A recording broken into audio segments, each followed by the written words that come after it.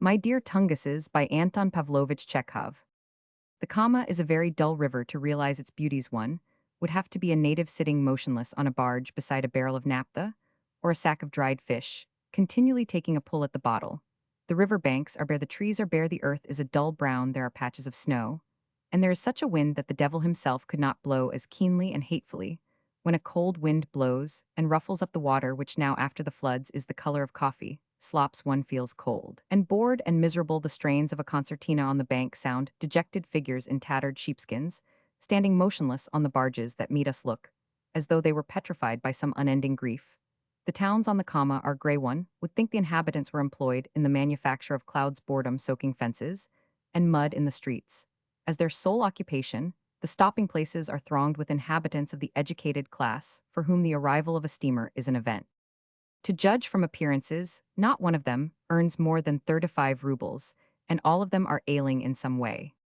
I have told you already there are some legal gentlemen in the steamer, the president of the court, one of the judges, and the prosecutor. The president is a hale and hearty old German who has embraced orthodoxy, is pious, a homeopath, and evidently a devotee of the sex. The judge is an old man such as dear Nikolay used to draw. He walks bent, double coughs, and is fond of facetious subjects. The prosecutor is a man of 43, dissatisfied with life, a liberal, a skeptic, and a very good-natured fellow. All the journey these gentlemen have been occupied in eating, settling mighty questions, and eating, reading, and eating. There is a library on the steamer, and I saw the prosecutor reading my in the twilight. They began talking about me. Mammon Siberiak, who has described the Urals, is the author most liked in these parts. He is more talked of than Tolst. I have been 2.5 years sailing to Perm, so it seems to me we reached there at 2 o'clock in the night. The train went at 6 o'clock in the evening. I had to wait. It rained, rain, cold, mud, brrr. The Uralsky line is a good one.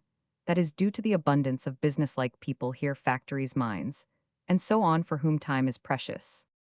Waking yesterday morning, and looking out of the carriage window, I felt an aversion for nature. The earth was white, trees covered with hoarfrost, and a regular blizzard pursuing the train. Now, isn't it revolting? Isn't it disgusting? I have no galoshes. I pulled on my big boots. And on my way to the refreshment room for coffee, I made the whole Ural region smell of tar. And when we got to Ekaterinburg, there was rain, snow, and hail. I put on my leather coat. The cabs are something inconceivable, wretched, dirty, drenched, without springs. The horses, 4 legs straddling, huge hoofs, gaunt spines. The droshkis here are a clumsy parody of our britchkas. A tattered top is put onto a britchka. That is all, and the more exactly I describe the cabman here, and his vehicle, the more it will seem like a caricature.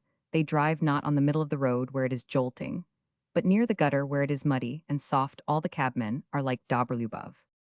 In Russia, all the towns are alike. Ekaterinburg is exactly the same as Perm or Tula. The note of the bells is magnificent, velvety. I stopped at the American hotel, not at all bad, and at once sent word of my arrival to a Roman 1000s, telling him I meant to stay in my hotel room for 2 days. The people here inspire the newcomer with a feeling akin to horror. They are big-browed, big-jawed, broad-shouldered fellows with huge fists and tiny eyes. They are born in the local iron foundries, and at their birth, a mechanic officiates instead of an accoucheur. A specimen comes into your room with a samovar or a bottle of water, and you expect him every minute to murder you. I stand aside this morning. Just such a one came in, big-browed, big-jawed, huge, towering up to the ceiling 7 feet across the shoulders, and wearing a fur coat too. Well, I thought this one will certainly murder me. It appeared that this was our relation, a Roman 1000s.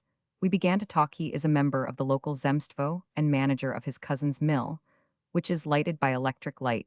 He is editor of the Ekaterinburg Week, which is under the censorship of the policemaster. Baron Taub is married, and has 2 children, is growing rich and getting fat and elderly, and lives in a substantial way. He says he has no time to be bored.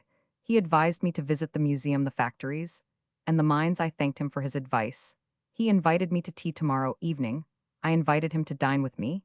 He did not invite me to dinner, and altogether did not press me very much to visit him. From this mother may conclude that the relation's heart is not softened. Relations are a race in which I take no interest.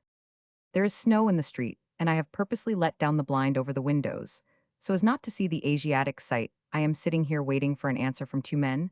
To my telegram, I telegraphed 2 men, Kurbatov steamer line. Reply paid, inform me when the passenger steamer starts Tomsk. It depends on the answer whether I go by steamer or gallop 1500 versts in the slush of the thaw. All night long they beat on sheets of iron, at every corner here you need a head of iron, not to go crazy from the incessant clanging today. I tried to make myself coffee. The result was a horrid mess. I just drank it with a shrug. I looked at 5 sheets, handled them, and did not take one. I am going today to buy rubber overshoes. Shall I find a letter from you at Irkutsk? Ask Lika not to leave such big margins in her letters. Your homo sachaliensis, a Chekhov.